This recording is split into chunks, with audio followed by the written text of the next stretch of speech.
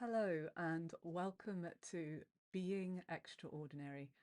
My name is Sarah Kent and I help women to connect with and to create their dreams.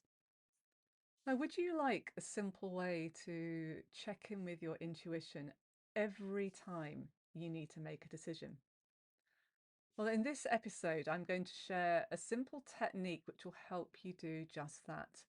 I'll guide you through it, and then you'll always be able to check in with your intuition to help you make more informed decisions.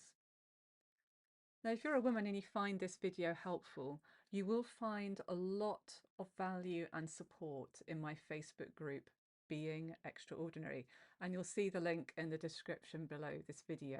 I'd love to see you there. Now, I've had over 25 years working as a meteorologist, believe it or not. I was a weather forecaster for many years, and I forecast the weather from some of the most remote and challenging places on our planet. Actually, in places where there was often very little actual weather information to base a forecast off. And yet, this is where I consistently forecast at my best. And it was because I had to call upon my intuition to help inform my forecasting process. Now, don't get me wrong, it did take practice to tune into my weather intuition, but that really developed a strong intuition muscle, which I'm still able to access today whenever I need it. So I'm sharing here one of the ways that you can tune into your intuition. And the key here is the word in. Intuition is our innate inner knowing. And to tune into it, we do need to go inside. And we need to do that in a way which bypasses our minds. Our intuitive knowledge, of course, can inform our minds, but that's not where it's found. So today I'm going to show you how to tune into your body and to get a feel of what, let's call it, your body mind knows and wants. And there are 4 steps to do this. And you could do this as we go along, or listen back to the video another time. So we're going to begin. First step is through centering yourself. It's easiest if you can stand up with both feet flat on the ground, just as you're learning this process. Have your feet about shoulder distance apart. But if you can't do that, it's fine to be sitting, but have both feet flat on the surface beneath you as well. Close your eyes and simply notice your breath for about half a minute or so.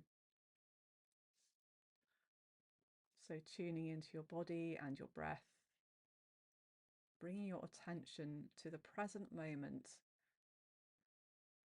and allowing your attention to become focused on your body and the sensations and any movement that's present. Step 2 is to ask your body, show me yes, or instruct your body, show me yes. And now pay exquisite attention to what happens next. Now, for most people, you'll find that your body moves or sways slightly forward as if you're being drawn towards something. The movement can be really quite subtle or gentle, or for some people, it's actually quite a strong movement. It depends. If there's no movement that you can detect, ask the question again and notice what sensations that you can feel, because your body will be signaling to you in some way what yes is.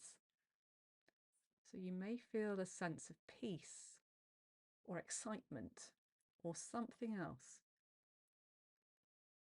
So invest some time doing this. And once you have your yes, you can move on to the next step. And actually between these steps, if you just move around a little bit, let your body reset. and then we'll come back. So your original standing position or your original sitting position. Again, notice your breath, become present. And now ask your body, show me no. And again, pay exquisite attention. So you may find your body sways or moves that little bit backwards, or you may notice something else. Sometimes there's a feeling of tension or constriction somewhere. So really notice what's happening. Ask your body, show me no. Sometimes it helps if you close your eyes when you do this. And learn to hear that message that your body is showing you, that it's communicating to you that this is a no. So now you'll have a yes and you'll have your no. The next thing is to test your yes and no, maybe with some test questions. And this lets you to start tuning into the more subtle ways that your body can communicate the yes or the no. So what could a test question be? Say, okay, if you like Marmite, say, just ask yourself, do I like Marmite? And for me, I had a yes. I mean, I like Marmite. Half of you probably had a no if you if you asked yourself that question.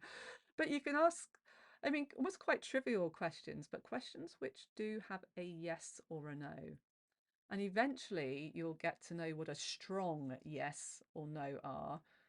And if you do get a more muted response to a question, you can clarify by maybe refining the question and asking another yes or no. So always ask questions which have a clear yes or no answer. So don't use the word should as a part of the question, because the answer to any question with a should in could also be maybe. I don't know what my body's maybe is. I know the yes and the no. So don't use that word should. Use questions that have that clear yes or no answer. And as you get more practice with this method, you'll actually find yourself naturally tuning into your body's response whenever you have a decision to make. And when you combine that with actually the knowledge in your head, what your mind knows, this creates a really powerful and holistic way to make decisions. So I hope you found that helpful today. As I mentioned at the start of the video, if you are a woman who has a dream and you'd like to be in a community of other extraordinary women, you're very welcome to join my Facebook group, Being Extraordinary. The link's in the description below. Just request to join and I'll welcome you personally. In the group, we all support each other and I share some tips and experience from my time as being a wild soul coach, really to help you on your journey towards creating your dream. I really would love to see you over there. I'm Sarah Kent, and until next time, be extraordinary.